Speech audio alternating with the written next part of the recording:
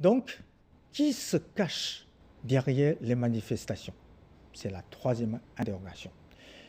Une partie des citoyens hongkongais, notamment parmi les jeunes générations, est très mécontente de la situation économique actuelle à Hong Kong.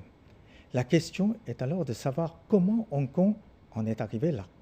Au moment de la rétrocession de Hong Kong en Chine, les deux piliers de l'économie hongkongaise étaient les secteurs de la finance et de l'immobilier.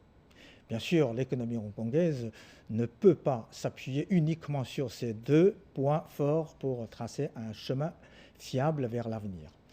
Mais à l'époque du retour de Hong Kong dans les girons chinois, seul le pouvoir administratif avait été pris des mains des colonisateurs anglais.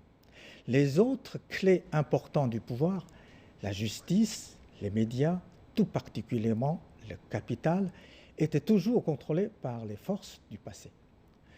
Par conséquent, quand le gouvernement hongkongais a exprimé sa volonté de construire des logements à bas prix pour la population qui sont moins riches, les détenteurs de capital, que ce soit dans la finance ou dans l'immobilier, ont immédiatement senti que leur intérêt était menacé.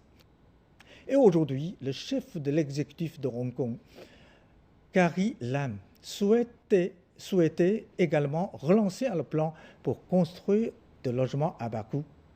Bien sûr, elle s'est heurtée à la ferme opposition des secteurs de l'immobilier et de la finance. C'est l'une des raisons fondamentales qui explique le déclenchement des manifestations aujourd'hui. L'opposition à la modification de la loi sur l'extradition du fugitif n'est qu'un prétexte. En quelques décennies, le prix de l'immobilier à Hong Kong a enregistré une progression astronomique. Aujourd'hui, un jeune Hongkongais comptant sur ses seuls revenus n'a quasiment aucun espoir de pouvoir s'acheter un logement. Dans le même temps, les grandes familles qui contrôlent l'économie hongkongaise ont réussi à bâillonner les médias. Elles sont parvenues à masquer leur opposition à la construction de logements à bas coût en la transformant en lutte pour la démocratie et la liberté.